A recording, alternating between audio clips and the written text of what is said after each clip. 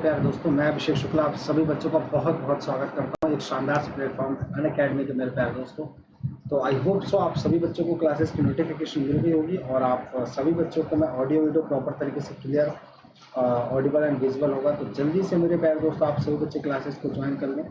बहुत ही important class start होने वाली है आप सभी बच्चों के लिए। तो चलिए दोस्तों, आ जाइए फटाफट और आपकी क्लास स्टार्ट हो गई है। चलिए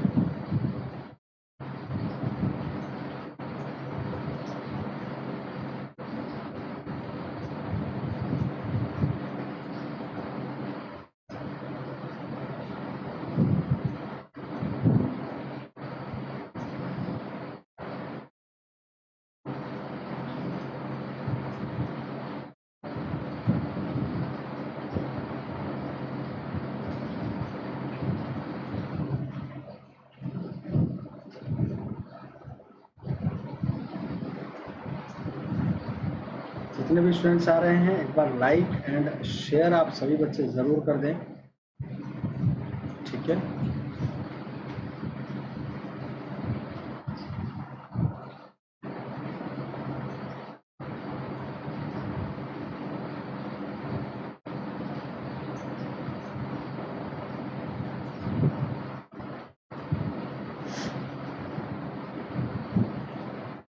चलिए, तो आप सभी बच्चे जल्दी से फटाफट क्लासेस को ज्वाइन कर लेंगे और आप सभी बच्चों की बहुत ही इम्पोर्टेंट क्लास होने वाली है आप सभी बच्चों के लिए।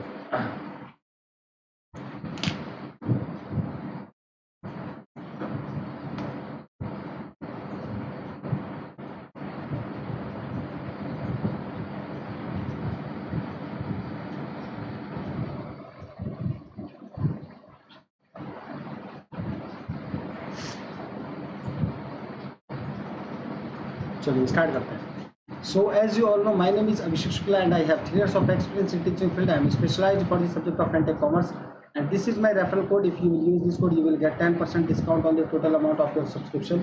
आप सभी बच्चों के लिए NTA UGC नेट के लिए प्रिपरेशन जो भी बच्चे कर रहे हैं, तो आप एक इंडिया के लार्जेस्ट लर्निंग प्लेटफॉर्म पर आप सभी बच्चे जुड़ सकते हैं, जो कि है अनअकैडमी। और आप सभी बच्चे यहाँ से सब्सक्रिप्शन लेके अपनी तैयारी बहुत ही बेहतरीन तरीके से बना सकते हैं। चलिए, परफेक्ट स्टडी पार्टनर रहने वाला है आप सभी बच्चों के लिए जो भी NTA नेट के लिए तैयारी कर रहे हैं। आप सभी बच्चों के लिए हर एक वेडनेसडे को नए नए बैचेस आपके लॉन्च हो रहे हैं आप सभी बच्चों के लिए।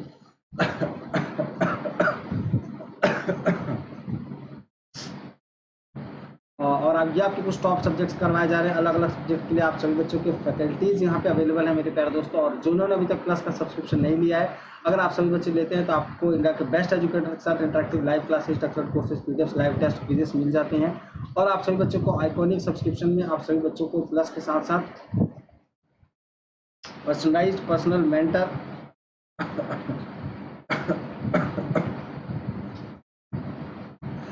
Personal coach, personalised doubt solving session, preparatory study material, SOP interview preparation, ये सारी ही चीज़ें आप सभी बच्चों को मिल जाएंगी। आप सभी बच्चों को प्लस सब पे अगर आप लोग सब्सक्रिप्शन लेते हैं तो प्लस का सब्सक्रिप्शन पे आप सभी लोगों को 24 महीने से लेके 1 महीने तक आपके पास अवेलेबल है प्राइसेस। और आप कोई भी प्लान चूज करके, तो जैसे 24,000 20,000 का तो 18,000 में अवेल कर सकते हैं। इस कोड का इस्तेमाल ज़रूर कर लें, ठीक है। इस कोड का ज़रूर से ज़रूर आप सभी बच्चे इस्तेमाल करेंगे। आप सभी बच्चों तो ध्यान रखेंगे और आप सभी बच्चों को इंस्टेंट 10% का डिस्काउंट मिल जाएगा।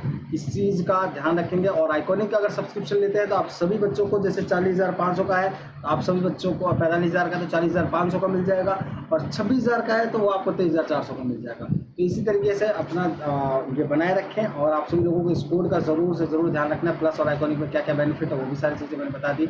जैसे कि मैंने बताया, हर वेडनेसडे को आपके बैचेस लॉन्च होते रहते हैं। तो जैसे इस तरीके से 30 जून को भी आपका नया बैच लॉन्च हो रहा है, तो इस बैच को ज्वाइन करना नहीं भूलेंगे। आप सभी बच्चों को एक चीज़ और बता दो, जुलाई में आपके प्राइसेस हो रहे हैं हाइक। तो बच्चों, आप हाइक प्राइसेस पे ना खरीदें, इसलिए आप लोग जून के पहले आप लोगों को ये सारी चीज़ें खरीद लेंगे प्लस का सब्सक्रिप्शन, ठीक है दोस्तों। चलिए, तो आप सभी बच्चों को मैं बताना चाहूँगा, काफ़ी आगे तक हमने कर लिया था।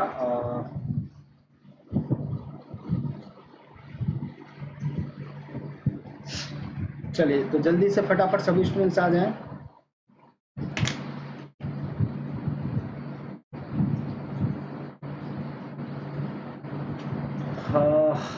आप सभी बच्चों के कहाँ तक हो गए थे भाई?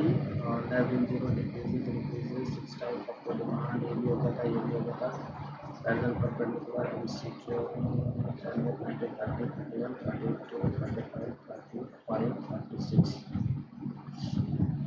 चलिए यहाँ से the K factor analysis is related with economic growth rate, tends to foreign trade, causes of mortality या फिर इंफ्रास्ट्रक्चर फैसिलिटी। के कारक विश्लेषण किससे संबंधित है? आर्थिक विकास दर, विदेशी व्यापार में जाता है या फिर मृत्यु दर के कारण, इंफ्रास्ट्रक्चर सुविधा। जल्दी से बताएं।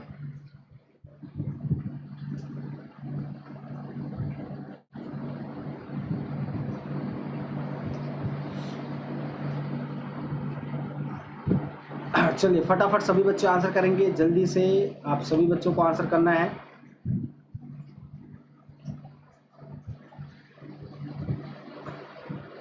और जितने भी स्टूडेंट्स हैं टाइमली आप सभी बच्चों को रेगुलर बेसिस पे आपको ज्वाइन करना है क्लासेस, और आप सभी बच्चों की जी बिल्कुल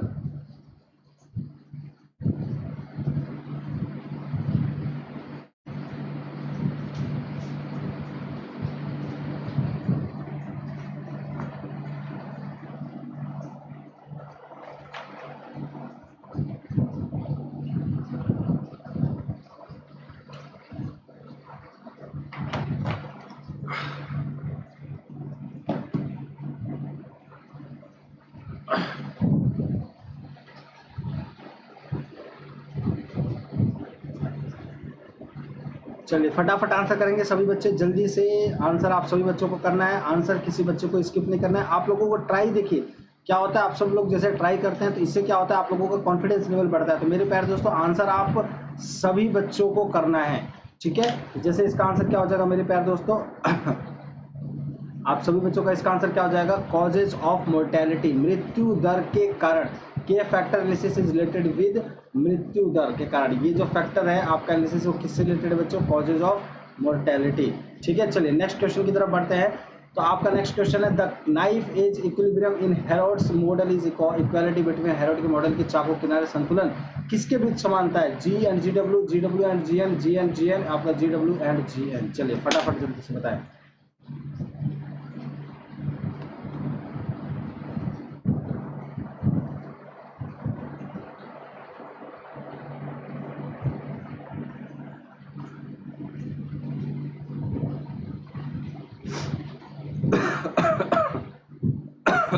चलिए जल्दी से फटाफट आंसर करेंगे।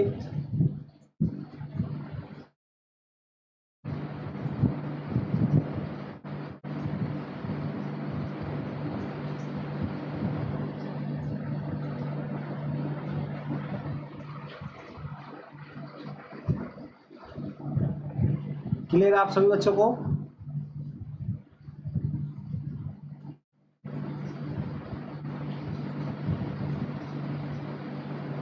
चलिए तो इसका आंसर क्या हो जाएगा बच्चों? आपका जो नाइफ एज इक्विलिब्रियम है, नाइफ एज इक्विलिब्रियम में हेरोड्स मॉडल की बारे में बात करें तो आपका G G W and G N हो जाएगा। चलिए आगे बढ़ते हैं।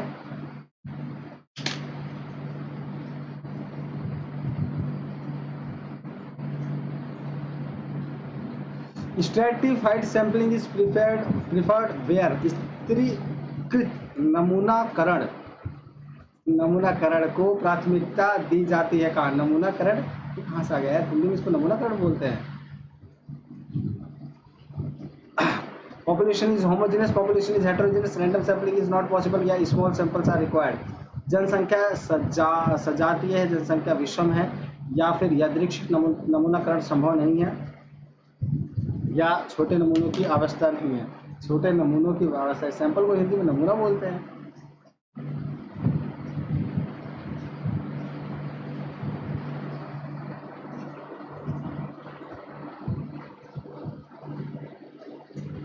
चलो जल्दी से फटाफट आंसर करेंगे।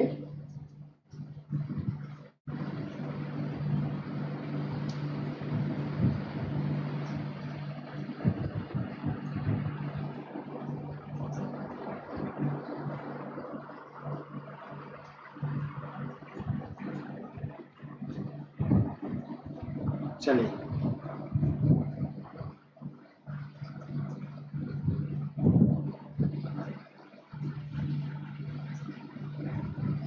आप सभी बच्चों का आंसर ठीक है, ठीक है, ठीक है, ओके। चलो, तो आपका आंसर क्या हो जाएगा बच्चों? बिल्कुल सही है। आप सभी लोगों का small samples are, sorry sorry sorry sorry sorry sorry, small sample पर 73, मुझे लगा स्मॉल सैंपल्स नहीं, ये नहीं होगा। आपका आंसर हो जाएगा B, population is heterogeneous. Population is heterogeneous. Stratified sampling is preferred where population is heterogeneous. जनसंख्या विषम है, ठीक है।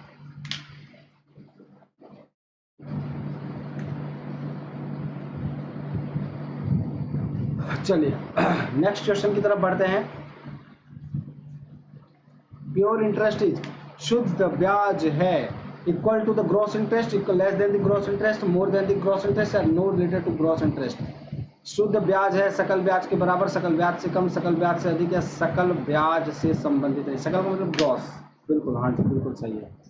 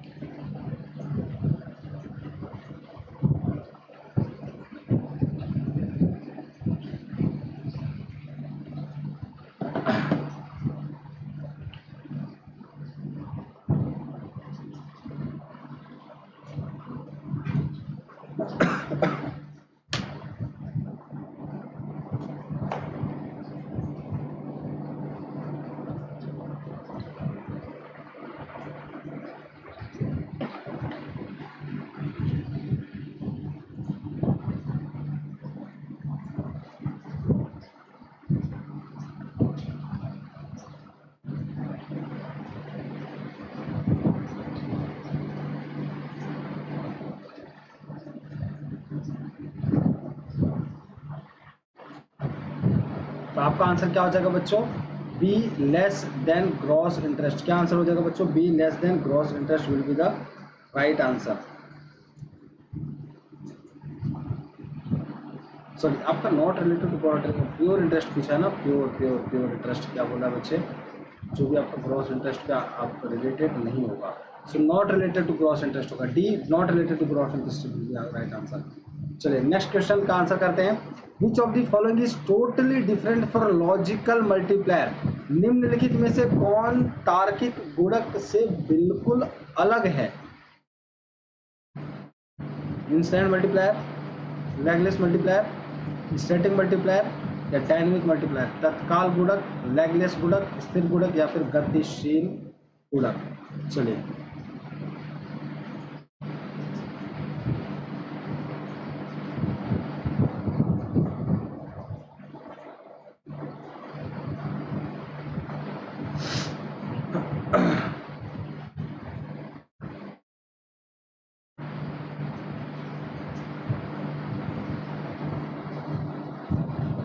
चलिए तो फटाफट आंसर करेंगे सभी बच्चे। क्या होगा इसका answer? Which of the following is totality different from logical multiplier? निम्नलिखित में से कौन तार्किक गुणक से बिल्कुल अलग है? तत्काल, लैगलेस, स्थिर गुणक, या फिर गतिशील गुणक?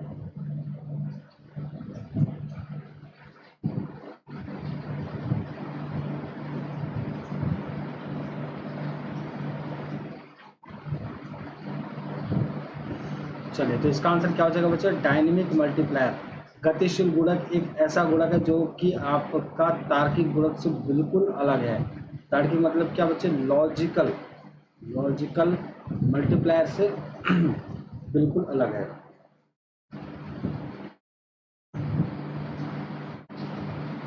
चलिए नेक्स्ट क्वेश्चन है आपके पास। Availability hypothesis explains a country's production capacity, natural resources availability, commodity composition of foreign trade, या फिर कंजप्शन पैटर्न? उपलब्धता परिकल्पना एक देश की व्याख्या करती है उत्पादन क्षमता, प्राकृतिक संसाधनों की उपलब्धता, या विदेशी व्यापार की कमोडिटी संरचना, या फिर खपत पैटर्न?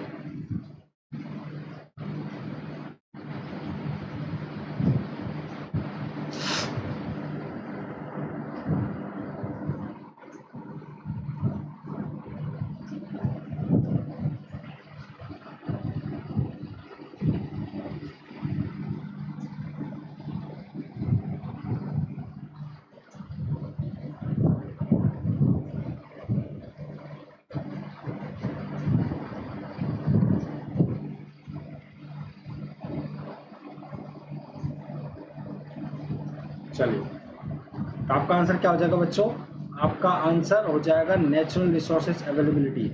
क्या हो जाएगा आपका आंसर? क्या हो जाएगा बच्चों? Natural resources availability. प्राकृतिक संसाधनों की उपलब्धता ही आपके अवेलेबिलिटी ऑफ हाइपोथेसिस को बताता है। ठीक है, अवेलेबिलिटी ऑफ उपलब्धता परिकल्पना की एक देश की व्याख्या करती है, जो भी नेचुरल रिसोर्सेज जिस तरीके का अवेलेबल होता है वहाँ पे। So natural resources availability makes you explains about the availability of hypothesis. ठीक है, चलिए नेक्स्ट क्वेश्चन की तरफ बढ़ते हैं। फॉर अ गिफिन गुड, एक गिफिन गुड के लिए बहुत ही इंपॉर्टेंट क्वेश्चन है, काफी बच्चे इसमें कंफ्यूज रहते हैं गिफिन गुड के लिए, है ना। तो चलिए आज आंसर भी कर दें, बहुत बार मैंने समझाया है। एक गिफिन गुड के लिए income effect is positive and substitution effect is negative. Income effect is negative, substitution effect is positive. Income effect and substitution effect both positive और बोथ नेगेटिव। एक गिफन गुड के लिए आय प्रभाव सकारात्मक और प्रतिस्थापन प्रभाव नकारात्मक है। आय प्रभाव नकारात्मक है, प्रतिस्थापन प्रभाव सकारात्मक है। आय प्रभाव और प्रतिस्थापन प्रभाव दोनों सकारात्मक है। आय प्रभाव प्रतिस्थापन प्रभाव दोनों नकारात्मक है। चलिए बताएं आंसर फटाफट दोस्तों।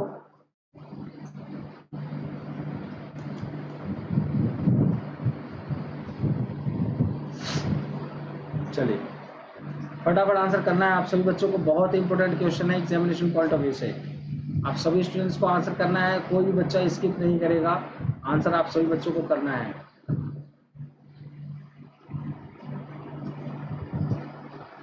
42 का।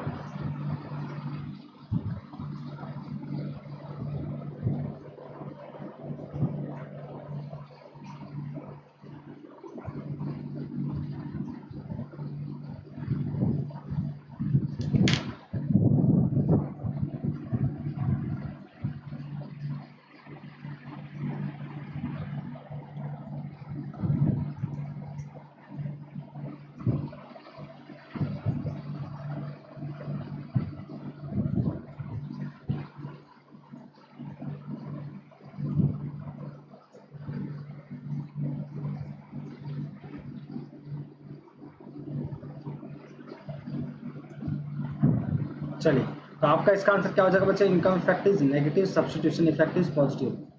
आई होप सो सभी बच्चे जानते होंगे इनकम इफेक्ट का मतलब क्या होता है और सब्स्टिट्यूशन इफेक्ट का मतलब क्या होता है। देखिए, जब आपके इनकम में बदलाव हो रहा हो, जब भी आपकी इनकम बढ़ रही हो या घट रही हो, उसके वजह से आपकी गुड्स के डिमांड पे कितनी फर्क हो रहा हो, वो आपका कहलाता है इनकम इफेक्ट। सब्स्टिट्यूशन इफेक्ट क्या होता है बच्चों? मान लीजिए कोई एक्स गुड है और कोई वाई गुड है, समझेंगे। मान लीजिए कोई एक्स गुड है और कोई एक वाई गुड है। एक्स के अगर प्राइसेस में, समझिएगा ध्यान से,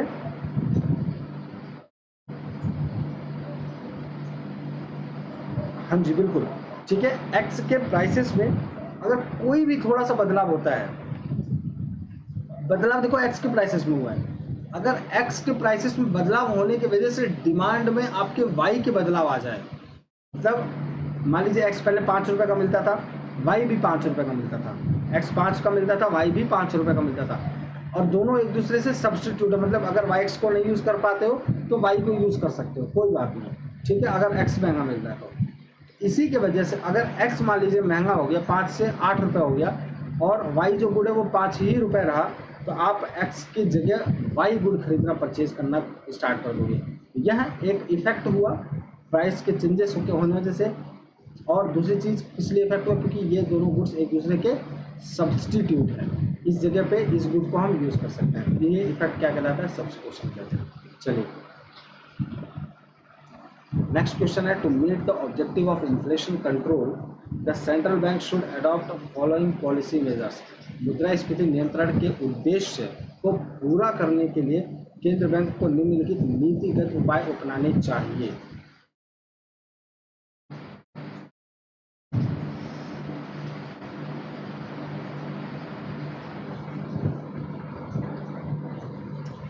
increase in cash reserve ratio along with the purchase of securities under the open market operation. बहुत ही अच्छे से आप सभी बच्चों को उम्मीद करता हूँ कि ओपन मार्केट ऑपरेशन और ये आपका to meet the objective of ये CRR, SLR बड़े ही बढ़िया से और अच्छे से पता होगा आप सभी बच्चों को ओपन मार्केट ऑपरेशन का मतलब, और आप सभी बच्चों को पता होगा कि CRR क्या होता है। आप लोग आंसर करें और आप सभी बच्चों को मैं समझाता हूँ क्या होता है। क्या लिखा है? To meet the objective of inflation control. अगर आपको मुद्रास्फीति को नियंत्रण में करना है, कंट्रोल करना है, ना ज़्यादा बढ़ने देना है ना ज़्यादा कम हो, मतलब कम तो चलो ठीक है, मतलब बैलेंस्ड रहे, लेकिन बढ़ने ज़्यादा नहीं देना है, तो the central bank should adopt following policy measures. देखो आपको मैं आपको पहले समझाता हूँ कि होता क्या है CRR और होता क्या है ओपन मार्केट ऑपरेशन। ध्यान से समझना।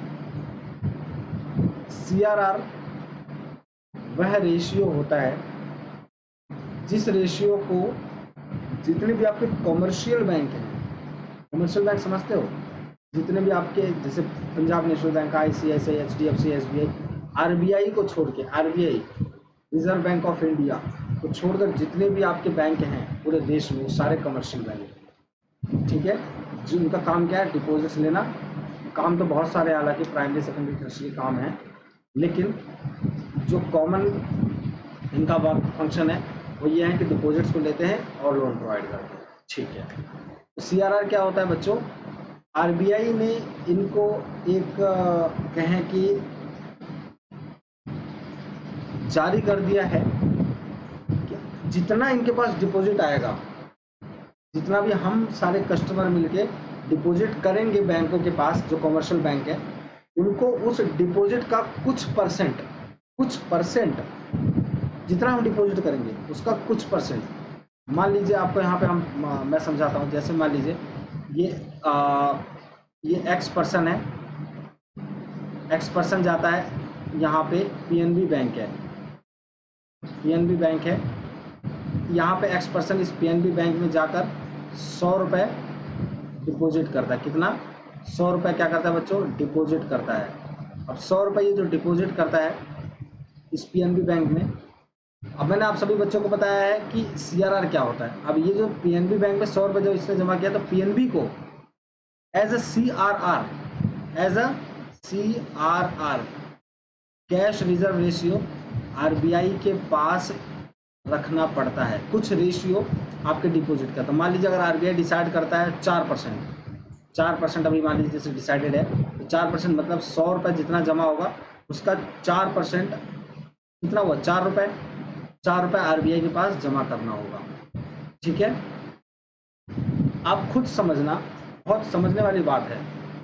RBI के पास जमा करना होगा, तो 100 रुपये का 4 रुपये, क्योंकि लोन भी इसी में से देती है। अब 100 रुपये का 4 रुपये जमा कर दिया RBI के पास, तो इसके पास लेफ्ट अमाउंट PNB के पास कितना बचा भैया? 96 रुपीज़ बचा। कितना बचा? 96 रुपीज़ बचा।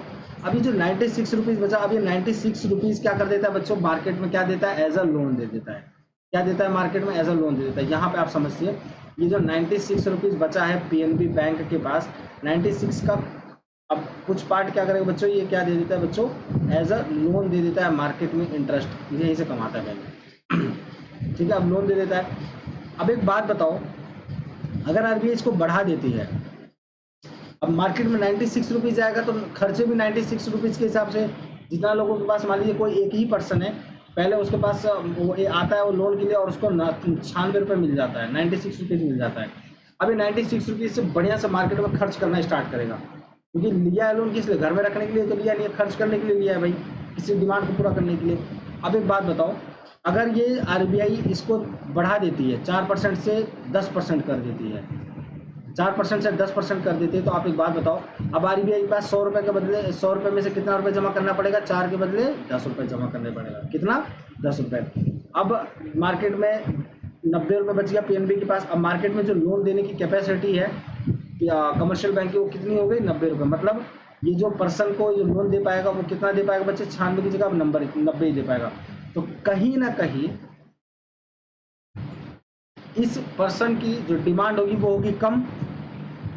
डिमांड क्या हो जाएगी बच्चों? कम हो जाएगी। किसके वजह से कम हुआ? क्योंकि हम RBI ने क्या कर दिया? CRR को बढ़ा दिया, इंक्रीज कर दिया, CRR को इंक्रीज कर दिया। अब जब इंक्रीज कर दिया तो कहीं ना कहीं आप क्या होगा बच्चों? इसकी डिमांड हो जाएगी कम, और जैसे डिमांड कम हो जाएगी तो डिमांड जब कम हो जाती है तो प्राइस भी क्या हो जाता है बच्चों? कम कर दिया जाता है। तो मुद्रास्फीति जो इन्फ्लेशन है वो क्या हो जाता है बच्चों, कंट्रोल में आ जाता है। आई बात समझ में, इन्फ्लेशन क्या होता है बच्चों, कंट्रोल में आ जाता है। क्लियर है आप सभी बच्चों को, इन्फ्लेशन किस क्या होता है बच्चों, कंट्रोल में आ जाता है। ठीक है, अब इस क्वेश्चन का आंसर करते हैं। तो increase cash reserve ratio, cash reserve को इंक्रीज कर देगा, बी आंसर राइट हो जाएगा। Along with the sale of securities under the open market operation. अब ओपन मार्केट ऑपरेशन क्या होता है, इस चीज को समझ लेते हैं।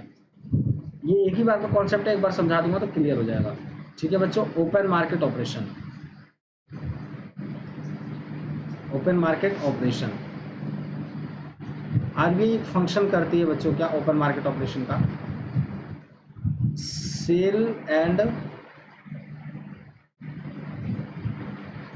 Purchase of securities. जो भी गवर्नमेंट सिक्योरिटीज है उनका सेल और परचेज करती है। ध्यान से समझना, गवर्नमेंट सिक्योरिटीज का क्या करती है बच्चों, सेल और परचेज करती है। समझने वाली बात है, बहुत ध्यान से समझना। क्या करती है बच्चों, सेल और परचेज करती है। क्या करती है, सेल और परचेज करती है। अब ध्यान से बताइए, जब किसको, बैंक को, अभी कमर्शियल बैंक मान लीजिए आईसीआईसीआई है, पीएनबी है, मान लीजिए पीएनबी। अभी एक बात बताइए, ये जब मार्केट, ये आरबीआई जो है, ये आरबीआई करती है, ठीक है। अब ये आरबीआई जब सेल करेगा पीएनबी को, तो मान लीजिए 10 रुपए का कोई सिक्योरिटी देता है। अब सेल कर दिया किसको, पीएनबी बैंक को। पीएनबी आरबीआई को कितना रुपए दे देगा बच्चों, 10 रुपए दे देगा। तो मान लीजिए अभी जो पीएनबी की जितनी कैपेसिटी थी, मान लीजिए 100 रुपए कैपेसिटी थी, उसको लोन देने की कैपेसिटी अपने अंदर थी, जो उसकी 100 रुपए की कैपेसिटी थी देने की। लेकिन अब पीएनबी के पास 100 रुपए ना होकर बल्कि वो 90 रुपए की कैपेसिटी बन जाएगी पीएनबी के पास। अब वो मार्केट में 90 रुपए ही लोन दे पाएगा। कैसे, 10 रुपए किसको दे दिया, आरबीआई को दे दिया। तो ओपन मार्केट ऑपरेशन में क्या करती है आरबीआई, सिक्योरिटीज का सेल और परचेज करती है। सेल तब करती है जब मार्केट में इन्फ्लेशन कंट्रोल करना होता है। अब मार्केट में जब 90 रुपए देगी तो लोगों के पास 90 रुपए आएगा। अब 90 रुपए के हिसाब से डिमांड वो करेंगे। पहले 100 रुपए भेजता था मार्केट में ये लोन वाला, तो 100 रुपए आता था, तो 100 रुपए के हिसाब से डिमांड थी, जिसकी वजह से मार्केट लोग ज्यादा डिमांड करते थे। ज्यादा डिमांड करते हैं तो प्राइस बढ़ जाती है, और प्राइस बढ़ने को हम क्या बोल देते हैं, इन्फ्लेशन। प्राइस बढ़ने को क्या बोल देते हैं, इन्फ्लेशन। इसी तरीके से अब लोगों के पास जब 90 रुपए आएगा तो उनकी डिमांड घट जाएगी, और जब डिमांड घट जाएगी तो प्राइसेस भी घट जाएंगे, और प्राइसेस घट जाते हैं तो उसी को हम बोल देते हैं इन्फ्लेशन। कंट्रोल हो गया। आई होप सो सभी बच्चों के पूरा माइंड में अब समझ में आएगा। तो इसी के थ्रू आपका हम ये समझेंगे, ओपन मार्केट ऑपरेशन जो है इसको भी, इसमें क्या कर देगी आरबीआई, सेल का काम करेगी, और सीआरआर जो है वो भी इंक्रीज कर देगी। क्लियर है, सीआरआर का जो रेट है वो भी आपका क्या कर देगी बच्चों, इंक्रीज कर देगी। क्लियर है, और दोनों से ही क्या हो जाएगा, मनी सप्लाई क्या हो जाएगा मार्केट के अंदर, मनी सप्लाई जो है वो मार्केट के अंदर क्या हो जाएगा बच्चों, वो लेस हो जाएगी। जब जहाँ मनी सप्लाई लेस हो गया तो आपका ऑलरेडी आप सभी बच्चों को ये देखने को मिलेगा कि इन्फ्लेशन कंट्रोल हो जाएगा। क्या हो जाएगा बच्चों, इन्फ्लेशन कंट्रोल हो जाएगा। क्लियर है, चलिए, तो यहाँ ये अडॉप्ट करेगी आरबीआई। थोड़ा लंबा कॉन्सेप्ट था, लेकिन आई होप सो अभी सभी बच्चों को एकदम प्रॉपर तरीके से क्लियर हो जाएगा। चलो हम बात करते हैं नेक्स्ट क्वेश्चन की। Question number 45, the relative measures of dispersion are generally called. परिक्षेपण के सापेक्ष मापों को सामान्यतः कहा जाता है dispersion coefficient, dispersion multiplier, dispersion accelerator या डिस्पर्जन वेरिएबल। फैलाव गुणांक, फैलाव गुणक, या फैलाव त्वरक, या फैलाव चर क्या बोलते हैं।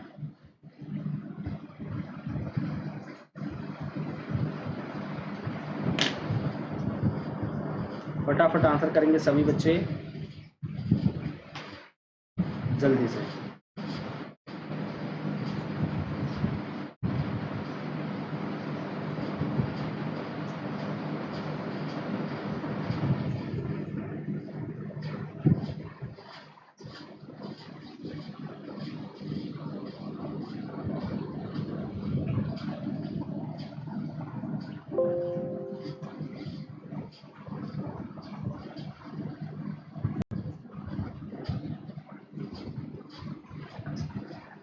ठीक है, तो इसका आंसर क्या हो जाएगा बच्चों आप सभी बच्चों का, इसका आंसर आप सभी बच्चों को क्या हो जाएगा मेरे प्यारे दोस्तों, dispersion coefficient will be the right answer, A will be the right answer. आपका क्या आंसर हो जाएगा बच्चों, dispersion coefficient will be the right answer. I hope so सभी बच्चों को ये प्रॉपर तरीके से क्लियर होगा।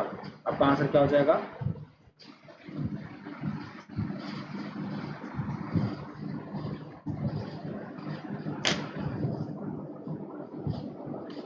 dispersion coefficient will be the right answer.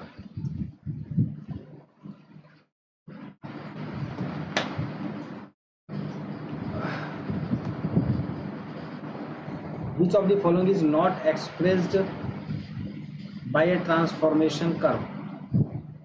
निम्नलिखित में से कौन परिवर्तन वक्र व्यक्त नहीं किया जाता है, चॉइस, स्कार्सिटी, फैक्टर प्राइस या फिर अपॉर्चुनिटी कॉस्ट, एक विकल्प या फिर आप कमी, कारक मूल्य या फिर अवसर लागत।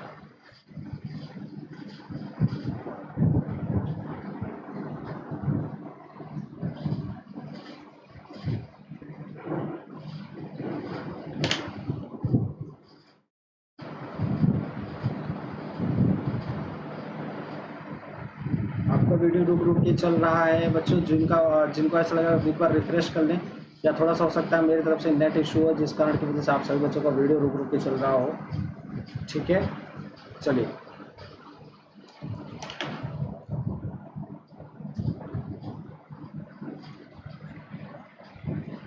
सो which of the following is not expressed by a transformation curve, choice, scarcity, factor price या फिर अपॉर्चुनिटी कॉस्ट।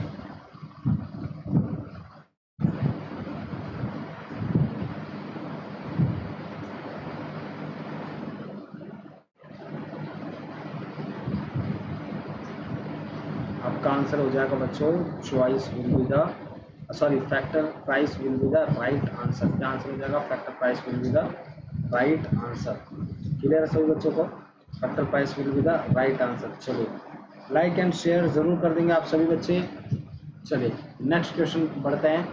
नेक्स्ट क्वेश्चन है बच्चों, the central theme of the world development report 2009 published by the world bank is, विश्व bank द्वारा प्रकाशित विश्व विकास report 2009 का केंद्रीय विषय है एग्रीकल्चर फॉर डेवलपमेंट, विकास के लिए कृषि, डेवलपमेंट एंड नेक्स्ट जनरेशन, विकास और अगली पीढ़ी, better investment climate for everyone, reshaping economic geography, आर्थिक भूगोल को दोबारा बदलना।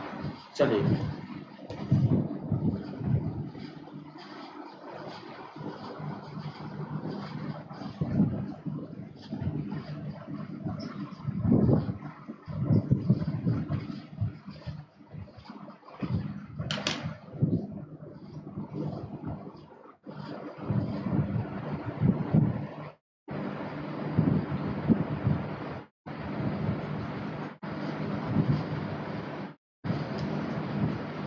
चलिए तो फटाफट आंसर करना है आप सभी बच्चों को।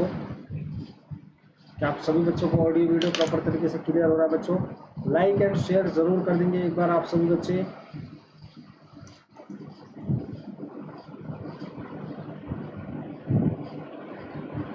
चलिए तो आपका आंसर क्या हो जाएगा बच्चों, development and next generation will be the right answer. The central theme of the world development report 2009 publish by the world bank is, क्या पब्लिश किया गया था कि development and next generation, D will be the right answer.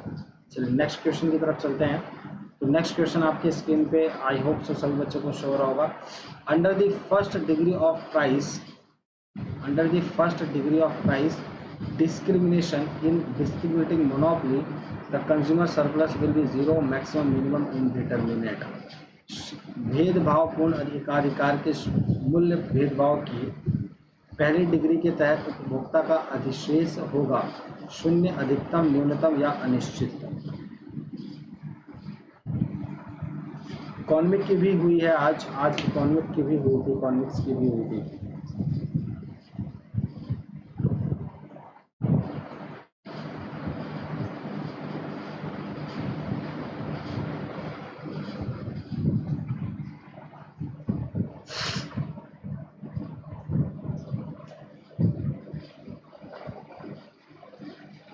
under the first degree of price discrimination in discriminating monopoly, the consumer surplus will be what? Zero, maximum, minimum या indeterminate?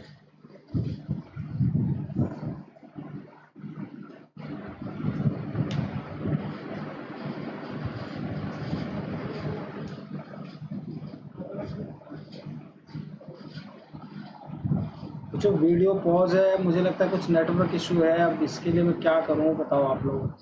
Video pause है, इसके लिए मैं कुछ नहीं कर पाऊंगा बच्चों। आई होप सो ऑडियो आपको क्लियर आ रही होगी, ठीक है। तो एक बार ऑडियो देख लो और फिर बाद में आप रिकॉर्डिंग देख सकते हो आप लोग, क्योंकि अगर वीडियो पॉज है तो कुछ कांड की वजह से पॉज होगा, मुझे नहीं जानकारी है, कुछ टेक्निकल इशू होगा। So under the first degree of price discrimination in discriminating monopoly, the consumer surplus will be zero. आपका कंज्यूमर क्या सरप्लस जो होता है वो क्या होता है बच्चों? जीरो हो जाता है, ठीक है। चलिए नेक्स्ट क्वेश्चन की तरफ बढ़ते हैं। तो नेक्स्ट क्वेश्चन है, a rational consumer moves to a higher indifference curve due to, एक तर्कसंगत उपभोक्ता किसके कारण उच्च उदासीनता वक्र की ओर बढ़ता है? Monotonic preferences, polytonic preferences, convex preference या कनकेव प्रेफरेंस?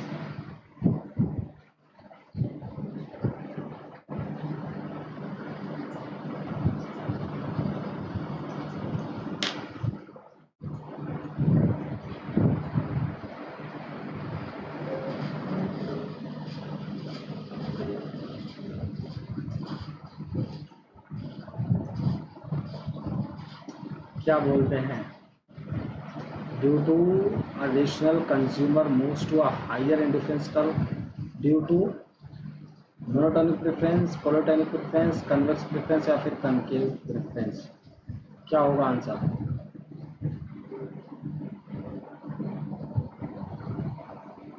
चलिए जल्दी बताएंगे क्या होगा बच्चों आपके आंसर्स। और कुछ डाउट होता है तो आप पूछ सकते हैं। मेरे प्यारे बच्चों इसका आंसर क्या हो जाएगा? Convex preference. उत्तल वरीयता will be the right answer. Convex preference आपका बिल्कुल परफेक्टली राइट आंसर हो जाएगा। Rational consumer moves to a higher indifference curve due to convex preference, ठीक है। चलिए come to the next question. Next question क्या बच्चों को, when was the concept of core sector introduced Indian industries? भारतीय उद्योगों में कोर सेक्टर की अवधारणा कब पेश की गई थी? चलिए फटाफट आंसर करेंगे सभी बच्चे। When was the concept of core sector introduced in Indian industry? भारतीय उद्योगों में कोर सेक्टर की अवधारणा कब पेश की गई?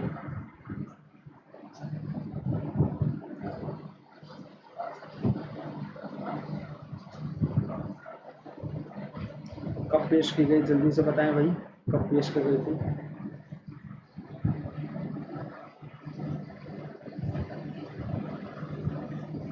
उन्नीस सौ 1970 में, 1980 में, 1990 में, 1900 या 2000 में? कब पेश की गई थी? 70, 80, 90, 2000? क्या होगा आंसर? चलिए बताएं बच्चों, what will be your answer? चलिए तो इसका आंसर हो जाएगा बच्चों क्या? 1970 will be the right answer. 1970 will be the right answer. 1970 में पेश की गई थी। कब पेश की गई थी बच्चों? 1970 में पेश की गई थी। क्लियर है? चलिए next question and last question का आंसर करेंगे क्या? Which is the apex bank for micro finance in India? Bharat में सूक्ष्म वित्त के लिए शीर्ष बैंक कौन सा है?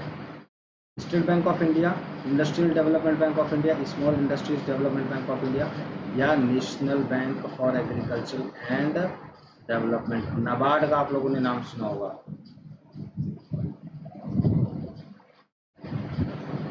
नाबार्ड का आप लोगों ने नाम सुना होगा। National Bank for Agriculture and rural development will be the right answer. This is the apex bank for micro finance of India in India, वो है बच्चों आप लोगों ने नाबार्ड का आप लोगों ने नाम सुना होगा। National Bank for agricultural and rural development. कृषि और ग्रामीण विकास के लिए राष्ट्रीय एक ये बैंक बनाया गया है जो कि माइक्रो छोटे सूक्ष्म वित्त के लिए शीर्ष बैंक माना जाता है, माइक्रो फाइनेंस के लिए। ठीक है, माइक्रो फाइनेंस के लिए शीर्ष बैंक माना जाता है। क्लियर है आप सभी को? आई होप सो आप सभी बच्चों को ये सारी चीज़ें क्लियर होंगी, आप सभी बच्चों को, एंड आप सभी बच्चों को क्लास भी पसंद आई होगी। थोड़ा सा अगर इशू हुआ होगा नेटवर्क में तो फिर नहीं बता सकते, बट आई होप सो सभी लोगों को पसंद आएगी। और अगर आप सभी बच्चों को कोई भी डाउट होता है किसी भी प्रकार का अगर कोई भी डाउट होता है तो आप पूछ सकते हैं कमेंट बॉक्स में कमेंट करके। इस कोड का ज़रूर से ज़रूर इस्तेमाल करेंगे, ABHI 101। जैसे ही आप इस कोड का इस्तेमाल करते हैं 10% का तुरंत आप लोगों को मुफ्त मुनाफा मिल जाएगा, डिस्काउंट मिल जाएगा। तो आप सभी बच्चे लोग ध्यान रखेंगे, इस कोड का ज़रूर ध्यान रखेंगे 10% डिस्काउंट के लिए। और आप सभी बच्चों को मैंने जैसे बताया, जिन बच्चों ने अभी तक अनअकैडमी लर्निंग ऐप नहीं इंस्टॉल किया है, सभी बच्चे अनअकैडमी लर्निंग ऐप इंस्टॉल कर लें।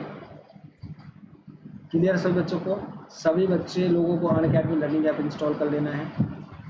जो भी बच्चे प्लस का सब्सक्रिप्शन ले रहे हैं ले लीजिए जल्द से जल्द, क्योंकि आपका जुलाई से प्राइस हाइक हो रहा है, प्राइस बढ़ जाएंगे तो वो भी दिक्कत है।